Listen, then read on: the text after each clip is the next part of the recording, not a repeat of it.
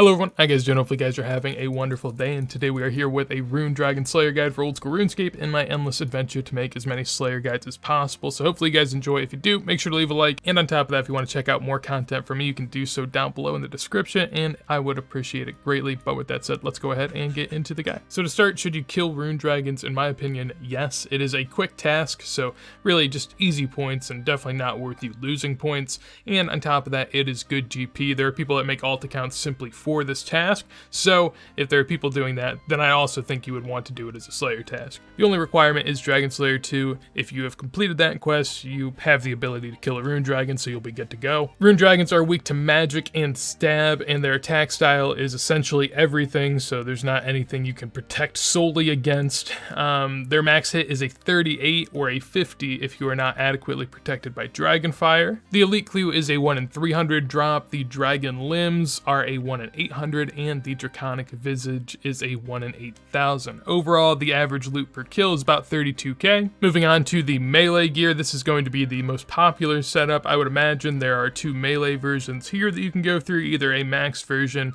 or a more med-level version. For both of these, just maximizing stab bonus, good DPS, and also good defense, because Rune Dragons can tear you apart. So just keep that in mind. For the inventory, as far as some notable options there, the Dragon Claws are my special attack of choice. If you don't have that and you have a Dragon Warhammer or a Bando's Godsword, those are two good alternative options. Also, I have super extended anti-fire, so if you don't have any form of anti-dragon shield, you'll need the super version of these potions. If not, just use the regular extended anti-fire versions if you do have them. Beyond that, the inventory isn't anything crazy. For the added options that you could bring, Abbey Dagger's a nice cheap option for a stab weapon, and then Justiciar and a Dragon Fire Shield are some other options if you'd like. Good for defense. Also, for all these setups, if you're going to be even moderately AFKing, or if you're going to be doing this for a long time, insulated boots are definitely the way to go. There's a special attack that gets shot at your feet, and if you don't move quick enough and it's really quick, then you're going to get hurt a lot of damage. So if you're not ready for that, insulated boots are the way to go. And personally, I'd recommend it, but I also understand that some people are, active players and can manage with regular boots. For the range options here, we have, again, a med-level setup and basically a high-level setup here. For that, I mean, diamond bolts are going to be the way to go, whether it be regular diamond E bolts or dragon diamond E. That's what you're going to want to be with. For the ranging inventory, nothing all too different from the last setup here. I have an extended anti-fire, just normal, because both of these setups demonstrate some sort of Dragon Fire Breath deflection.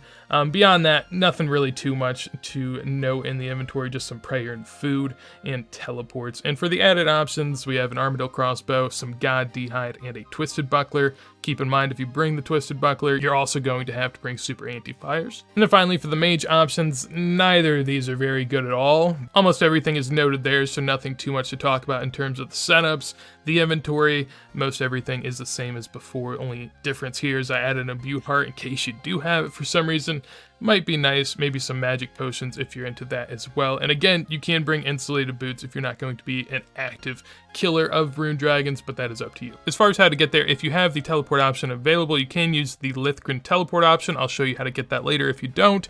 If you don't, though, then you'll want to use the dig site teleport option. From there, quick travel through the barge guard over towards the Fossil Island, and then make your way a little bit to the northwest over here to this rowboat to Lithgren. Once you've made your way to the rowboat, then just go ahead and travel on over to Lithgren. Once you're on the island, then continue on to the northwest just a little bit up to this building and go up the stairs. Once you're up the stairs, climb down the trap door on your near side, and from there will be a couple sets of stairs that you'll need to enter down.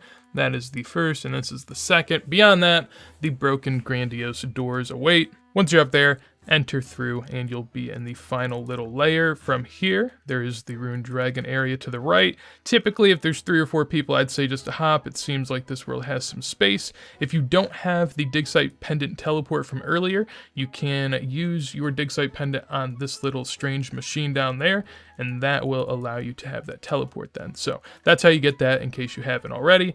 Once you're here, then go ahead and drink up on your super extended anti-fires or whatever anti-fires you have and your boosting potions.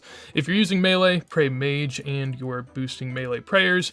Anything else, pray range and whatever corresponding prayer you need from there. That is the attack that if you don't have insulated boots, you will have to move. And so for this guide, I am going to have to do that. Normally, I would recommend just to bring insulated boots, because even there, I mean, I'm paying attention. I still took 10 damage and I was paying attention. So it's not necessarily the easiest. You'll get dealt a lot of damage here, but at the end of the day, when you're making 30k a kill, you'll be okay. Justishar here, like this guy's demonstrating, if you have an alt account, is amazing.